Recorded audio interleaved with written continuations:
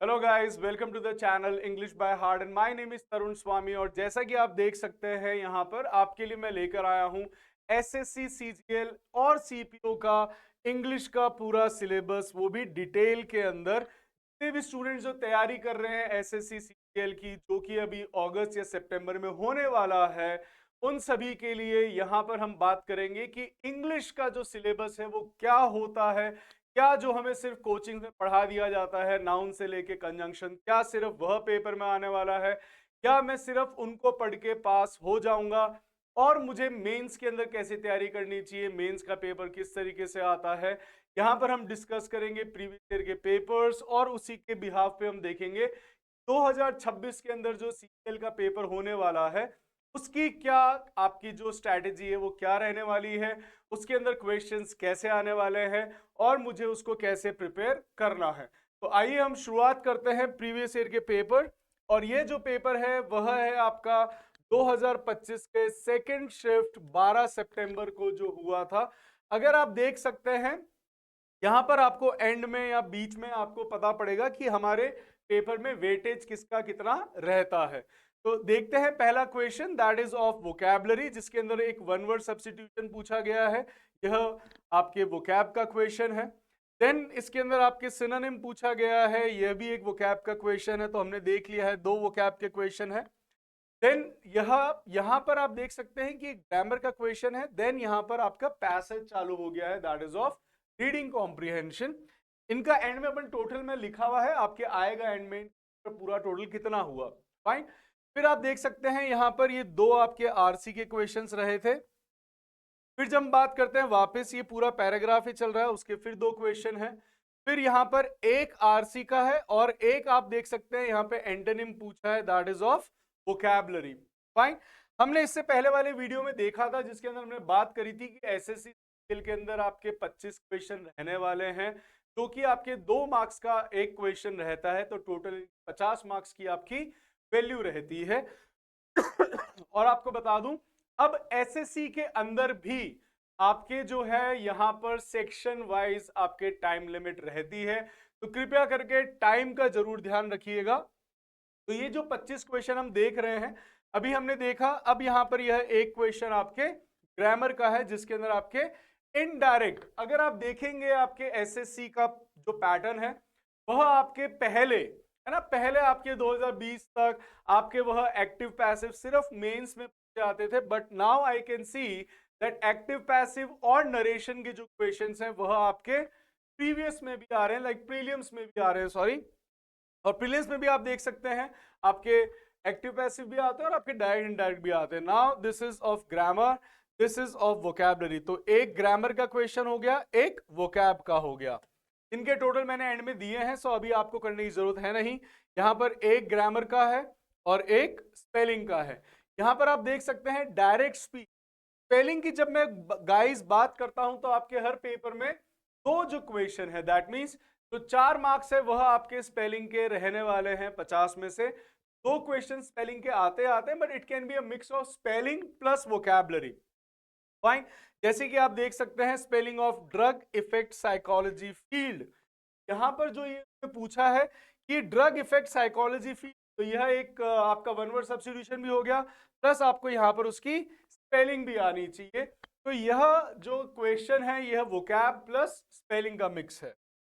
फिर हम देखते हैं next, that is again it is 2 questions of grammar. मैंने जैसा भी आपको कहा कि गाइस आपके पेपर में अब एक्टिव और पैसिव और नरेशन के क्वेश्चन आपके आते हैं, तो जैसा कि आप देख सकते हो।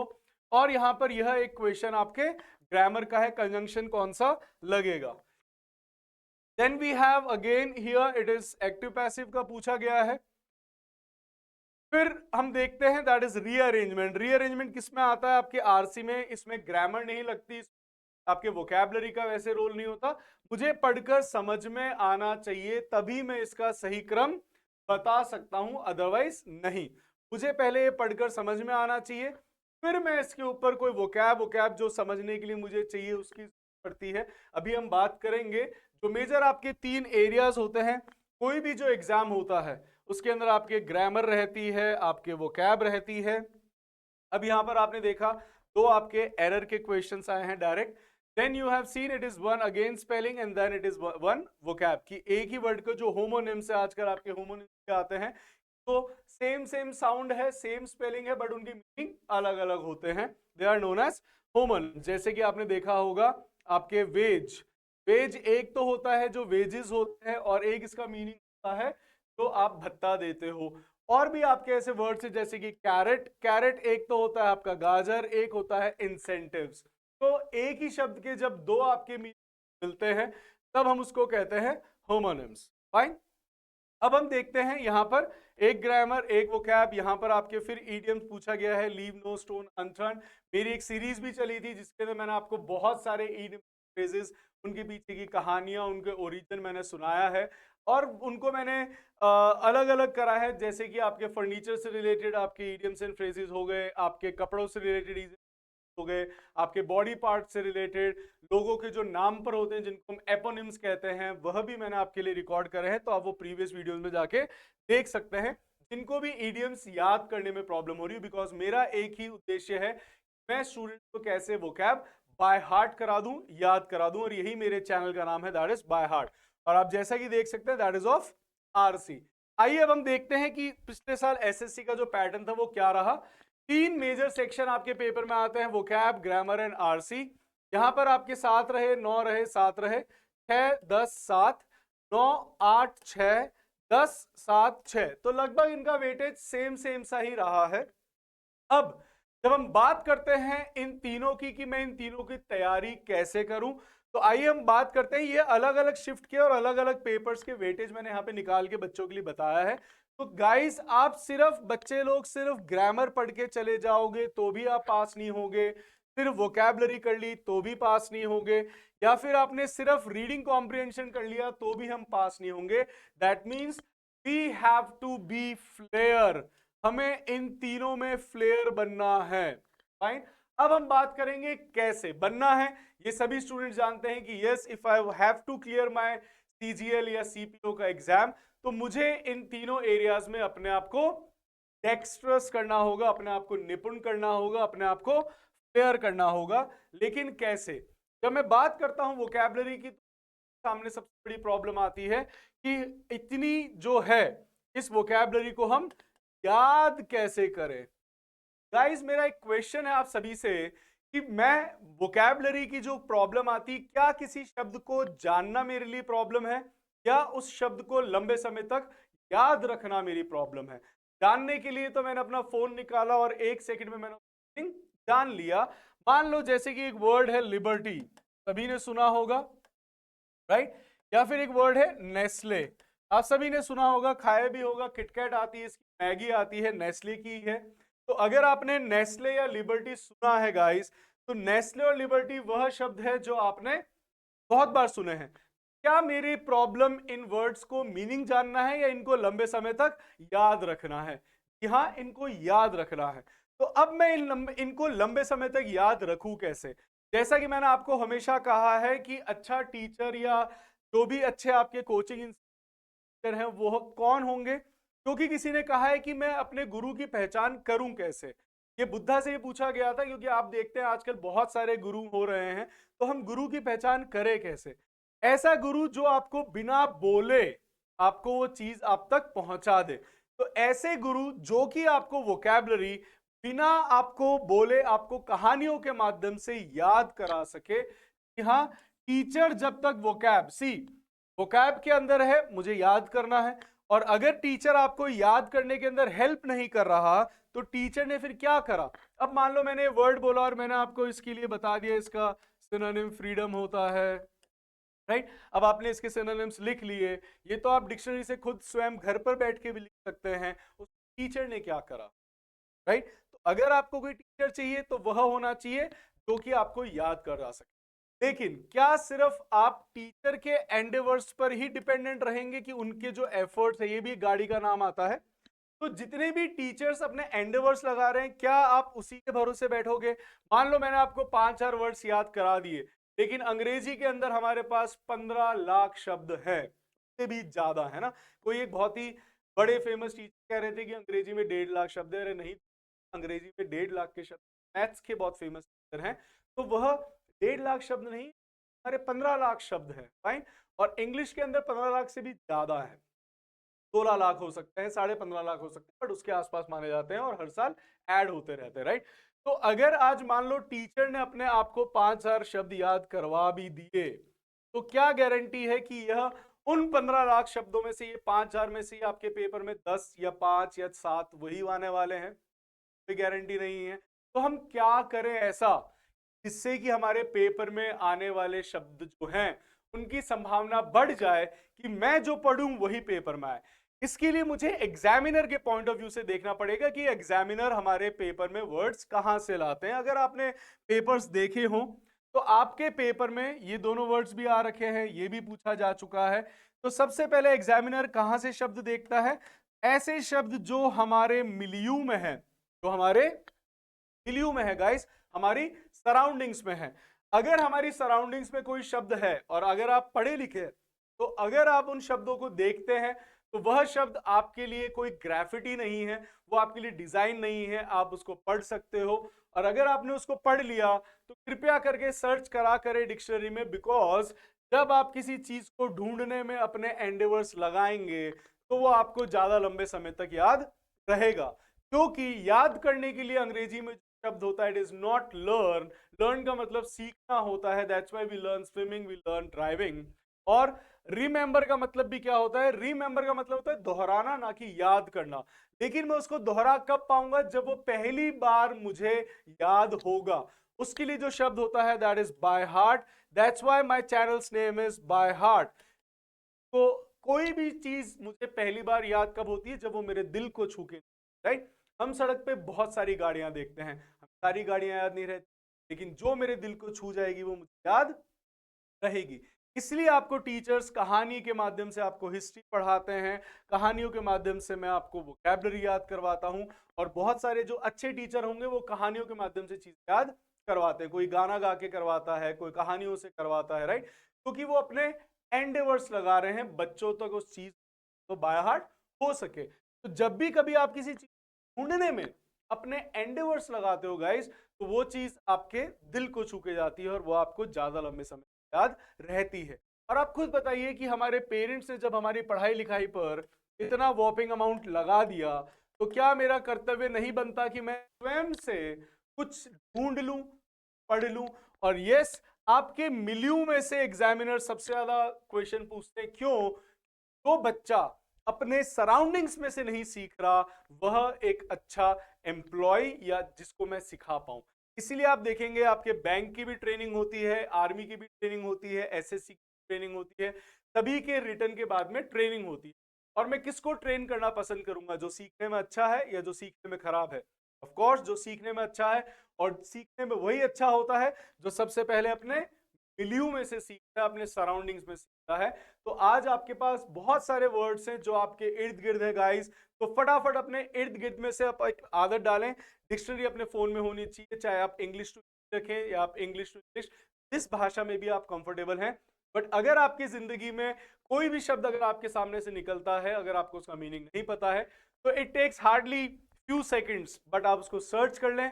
अगर आप ये रूल फॉलो करते हैं, आई बेट ऑन यू गाइस, आपको यह जो है बहुत सारी वोकैब आपको बाय हार्ट हो जाएगी और उनको बार बार लिख लिख कर याद नहीं करना पड़ेगा। और ये बार बार लिख लिख के याद कर करके आप पता नहीं थके हैं कि नहीं थके हैं, बट ये बहुत ही कन्वेंशनल और बोरिंग मेथड है और इससे मुझे बार बार भूल भी जाता हूं। एक बार यह मेथड ट्राई करिए, आप नहीं भूलेंगे। और मिलियू में हमारा जो है सिर्फ और सिर्फ ये गाड़ियों के नाम, चीजों के खाने पीने के नाम, प्रोडक्ट्स के नाम यही नहीं है।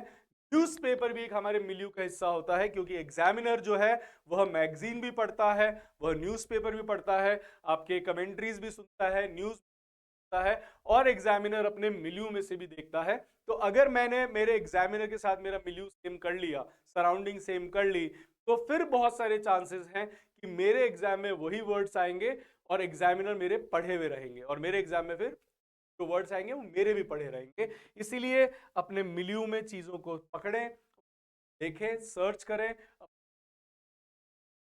फाइन गाइस, ये तो बात हुई वोकैबुलरी की। एंड प्लीज इसको करिएगा और करके फिर मुझे बताइएगा कि यह मेथड काम करता है या नहीं। अब हम बात करते हैं दूसरे एक इंपॉर्टेंट सेक्शन की, दैट इज ग्रामर।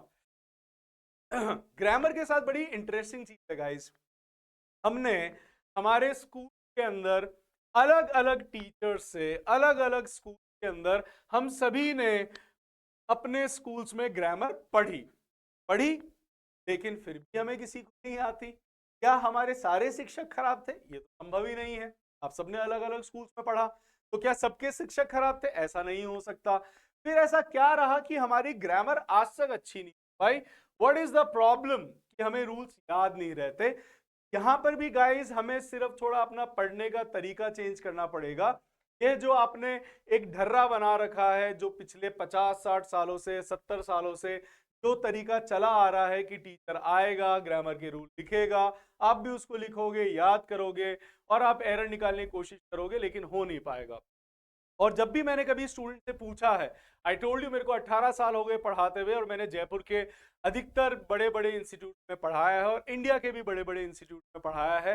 मैंने दिल्ली में पढ़ाया है, मैंने गुजरात में पढ़ाया है और जयपुर में मैं पढ़ा रहा हूँ।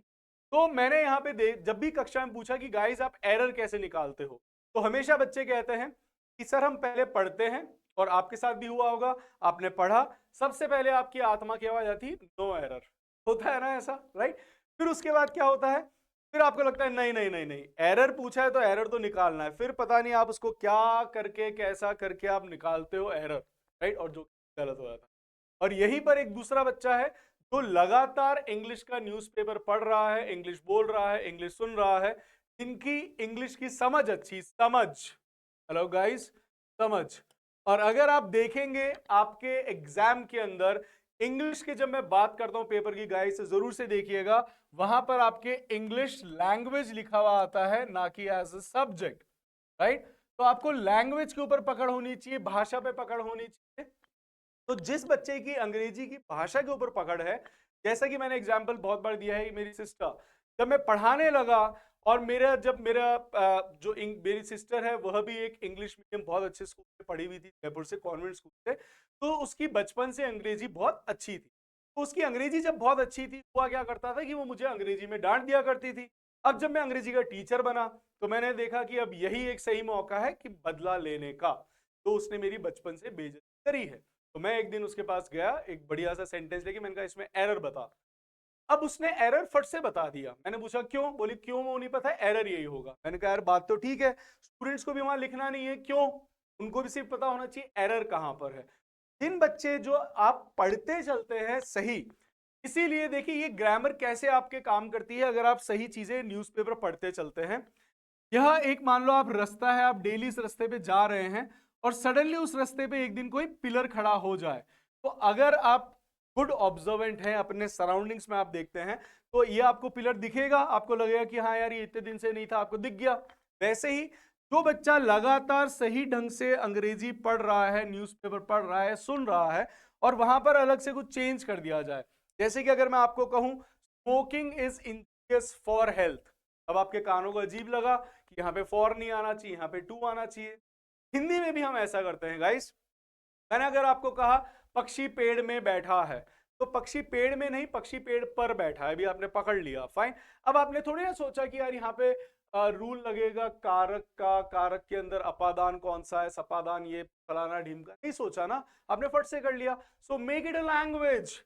ग्रामर भी अगर अच्छी करनी है गाइस, तो ऐसा क्या हुआ कि हमने इतना पढ़ सॉरी, कि हमने इतना ग्रामर को पढ़ा, फिर भी मेरे ग्रामर के एरर्स नहीं निकलते। मेरे पास बहुत सारे स्टूडेंट्स आते हैं, सी जो टीचर्स कहते हैं, टीचर्स का क्या है कि हमने इतने साल पढ़ा लिए, इतने क्वेश्चन देख लिए कि हमें पता रहता है इसमें एरर क्या है, राइट? ये हमने तो इतने साल दे दिए, बच्चों के पास इतना समय थोड़ी ना होता, इतने साल नहीं होते। इसीलिए आपको क्या करने का guys, how to remember these rules, ये एक बहुत बड़ा क्वेश्चन है, and how to apply these rules. जब हम कभी कोचिंग्स में पढ़ रहे होते हैं, यूट्यूब पढ़ रहे होते हैं, तो क्या होता है कि टीचर ने नाउन पढ़ा है, नाउन के क्वेश्चन दिए, तो वहां पे नाउन के एरर्स मेरे को पता है। उन्होंने वर्ब पढ़ा है, वर्ब के क्वेश्चन मुझे पता है, वर्ब के अंदर एरर है, राइट? लेकिन जब मिसलेनियस आता है तो मैं कैसे अप्लाई करूं? ये सबसे अच्छा जो मेथड है, that is start reading newspaper. अगर आप न्यूज़पेपर रीड करते हैं, अगर आप न्यूज़पेपर रीडिंग करते हैं, तो न्यूज़पेपर से आपके क्या क्या फायदे हैं? न्यूज़पेपर सबको पढ़ना, सबको पता है कि हमें पढ़ना है, लेकिन मेरा एक प्रश्न रहता है कि हम पढ़ते क्यों नहीं है। पेरेंट्स को भी पता है न्यूज़पेपर पढ़ना चाहिए, बच्चों को भी पता है हमें न्यूज़पेपर पढ़ना चाहिए, लेकिन फिर भी वो पढ़ क्यों नहीं पाते। वो कभी किसी के पीछे भाग रहे हैं, कभी वो किसी किताब के पीछे भाग रहे हैं। उनको पता है न्यूज़पेपर, आज जितने वर्ड्स न्यूज़पेपर में है क्या वो किसी और बुक के अंदर है। अभी बहुत सारी बुक्स आती है मार्केट के अंदर वोकैब की। आई डू नॉट अंडरस्टैंड कि वोकैब के अंदर मान लो एक वर्ड है आपके साइकोफेंट, राइट। अब इसका मतलब होता है चापलूस। तो किसी किताब ने आपको बता दिया, इसका मतलब और भी सिनोनिम्स आपके लिख दिए, स्टेंज, क्रिंज, वो क्या कहते हैं, क्रिंज, स्टूप, राइट। और भी इसके अंदर आपके फ्लैटर। सो अगर आपको इसके सिनोनिम, क्या मैं डिक्शनरी से नहीं पढ़ सकता। आज भी आपके मार्केट में बहुत सारी किताबें हैं, कोई व्हाइट है, कोई ग्रीन है, कोई रेड है, कोई ब्लैक है, राइट। अगर इतनी सारे उनके अंदर अगर A to Z लिखे हुए हैं तो भाई मैं डिक्शनरी पढ़ लूं। I do not understand students books कैसे ले लेते हैं। When I was in a very good institute of banking, मैं पहले बता चुका हूं, तो वहां पर एक बार सर ने मुझे प्रूफ रीडिंग की किताब दी, जिसके अंदर A to Z उन्होंने एडवांस वोकैबुलरी के नाम से बुक लिखी। अब उन्होंने बोला कि एक बार इसकी सर प्रूफ रीड कर दो। मैंने कहा ठीक है सर, प्रूफ रीड करते हैं। मैंने सर से एक प्रश्न पूछा, मैंने कहा सर ये जो आपने वर्ड्स इसके अंदर लिखे हैं क्या वो डिक्शनरी में नहीं है? बोले हैं। मैंने कहा सर तो बच्चा डिक्शनरी पढ़ लेगा, आपकी किताब क्यों पढ़ेगा? डिक्शनरी में आपसे तो ज्यादा ही वर्ड्स होंगे उसके अंदर। सुनो, और हमें किताब ऐसी बनानी चाहिए जो कि बच्चे को खोलने की जरूरत पड़े, राइट, जिसके अंदर बच्चा उस किताब को पढ़े तो सही। आज किसी किताब के अंदर इसके वर्ड मीनिंग और उसके एग्जाम्पल दे दिए, तो डिक्शनरी में भी आपको उसके वर्ड मीनिंग्स मिलते हैं, आपको एग्जाम्पल मिलते हैं, उसके सिनोनिम मिलते हैं, जितने भी फोन के अंदर डिक्शनरी है। तो बच्चा आपकी मार्केट में वो किताब लेगा क्यों? लेकिन फिर भी आई डू नॉट नो, कुछ बच्चे हैं वो लेते हैं, उनको आशा रहती है। लेकिन गाइस सबसे अच्छा जो सोर्स होता है वह होता है न्यूज़पेपर, या फिर कोई ऐसी किताब जो कहानियों के माध्यम से आपको याद करवाए, जिसको पढ़ने में मजा आए, राइट, जिसको पढ़कर आपकी इच्छा करे कि मैं उसको और पढ़ूं, कोई नॉवल हो वैसा। फाइन। अब न्यूज़पेपर के अंदर क्या होता है कि कहानियां चल रही होती है, न्यूज़पेपर में वर्ड्स अलग अलग तरीके से यूज किया जाता है। तो न्यूज़पेपर एक ऐसी चीज है जिसके अंदर आप तीनों चीजें साथ कर सकते हो। कौन कौन सी? ग्रामर भी, क्योंकि बिना उसके ग्रामर के नहीं लिखा जाता है न्यूज़पेपर में। और अगर आपने कभी नोट करा हो तो आप देखेंगे कि पुलिस के साथ अब सिंगुलर वर्ब आती है कि प्लूरल वर्ब आती है गाइस, या आप मुझे करके बताइएगा जिन्होंने पढ़ा है। और नहीं पढ़ा है तो आप जाके देखें, अभी सी पर आपके दिल्ली वालों ने दिल्ली पुलिस लाठियां मारी, तो वहां पर आपको दिखेगा कि पुलिस के साथ सिंगुलर वर्ब आई कि प्लूरल वर्ब आई, हैज आया कि हैव आया, वॉज आया कि वर आया। तो उससे आपको पता पड़ जाएगा कि पुलिस के साथ कौन सी वर्ब लगती है। अब ये नाउन में पढ़ाया जाता है कि कुछ ऐसे वो नाउन होते हैं जो दिखने में सिंगुलर लग रहे हैं बट उनके साथ वर्ब प्लूरल आती है। अरे भाई पढ़ लो। पीपल भी पढ़ाया जाता है, आप सोचिए एग्जाम क्लासेस के अंदर कि पीपल जो है वो प्लूरल है। अरे पढ़ाने की क्या जरूरत है, आप पढ़ सकते हो। Be a good observant. और फिर जब आप क्लास के अंदर आएंगे, पहले बच्चों को आपको खुद को अपने एंडेवर्स लगाने चाहिए, फिर आपको कोई किसी टीचर या किसी पर आपको जाकर पढ़ना, या क्लास में किताब में, तब आप कर पाएंगे। और इसी से हमारा ग्रामर अच्छा होता है। आपको रूल्स पढ़ते समय देखने चाहिए। यहाँ पर ये रूल अप्लाई हो रहा है, जब आप उसको खुद देखने लग जाओगे तो आपकी ग्रामर भी अच्छी। अब ये जो आखिरी सेक्शन है हमारा, दैट इज रीडिंग कॉम्प्रिहेंशन। ये भी एक बहुत बड़ा सेक्शन रहता है आपके बैंक में भी, और एसएससी के अंदर भी, मेंस में भी, और आपके सीपीओ में भी, जिसके अंदर हम बात करते हैं how to improve comprehension and what is the method. ये एक बड़ा इंटरेस्टिंग सेक्शन है कि इसका मेथड क्या है, बिकॉज हर टीचर आपको बोलेगा बेटा न्यूज़पेपर पढ़ लो। मैंने कहा ना, मैंने भी अभी आपको कहा न्यूज़पेपर पढ़े, सारे टीचर्स कहते हैं न्यूज़पेपर पढ़े, आपके पेरेंट्स भी कहते हैं, और बच्चा लोग आपको भी पता है न्यूज़पेपर पढ़े। तो फिर हम न्यूज़पेपर पढ़ते क्यों नहीं है? मैं बताता हूं। क्योंकि हमें न्यूज़पेपर पढ़कर समझ में नहीं आता, और जो चीज मुझे पढ़कर समझ में आएगी, चाहे वो कोई मूवी हो, चाहे वो पढ़ने का हो, अगर वो मुझे समझ में नहीं आ रहा, मैं उसको कितनी देर झेल। चाहे आपको कक्षा समझ में नहीं आ रही है, आप उसको कितनी देर कंटिन्यू, फिर भी बेचारा जो बच्चा होता है वो माथा मारता है न्यूज़पेपर के साथ, लेकिन उसको समझ में नहीं आता, क्योंकि कोई भी टीचर नहीं बताता कि पढ़कर समझने का मेथड क्या है। मेथड सब टीचर कहते हैं बेटा न्यूज़पेपर पढ़ लो, ये पढ़ लो, आपको समझ में आ जाएगा। अरे ऐसे आ जाएगा, सिर्फ मेरे को पढ़ने से अपने आप ही आ जाता तो अब तक आ जाना चाहिए था। बट मुझे नहीं आ रहा और कोई भी टीचर नहीं बताता कि इसका मेथड क्या होगा। मैं आपको बताऊंगा इसका मेथड क्या है। तो आज ही आप सब्सक्राइब करें, लाइक करें एंड इसको शेयर करें। जितने भी स्टूडेंट्स तैयारी कर रहे हैं आपके सीजीएल की, तो की इंग्लिश की किसी भी एग्जाम के लिए जहां पर आपके रीडिंग कॉम्प्रिहेंशन है, और बहुत सारे ऐसे एग्जाम्स हैं जो कि सिर्फ रीडिंग कॉम्प्रिहेंशन है, उन सभी को मैं बताऊंगा कि कैसे आपका रीडिंग कॉम्प्रिहेंशन का मेथड होता है। और अगर आपने उसको सीख लिया और अगर आपने उसको अप्लाई कर लिया 15-20 दिन, तो आई बेट ऑन यू कि आप जिंदगी में कोई भी चीज इंग्लिश में आप उसको पढ़कर समझ पाएंगे। और फिर आप पैसेज के आपको कोई क्वेश्चन गलत नहीं होंगे, आपके रीअरेंजमेंट गलत नहीं होगा, आपके क्लोज टेस्ट गलत नहीं होगा। फाइन। तो आज ही सब्सक्राइब करें, लाइक करें। मिलते हैं अपन नेक्स्ट वीडियो के अंदर। Till then take care, bye bye.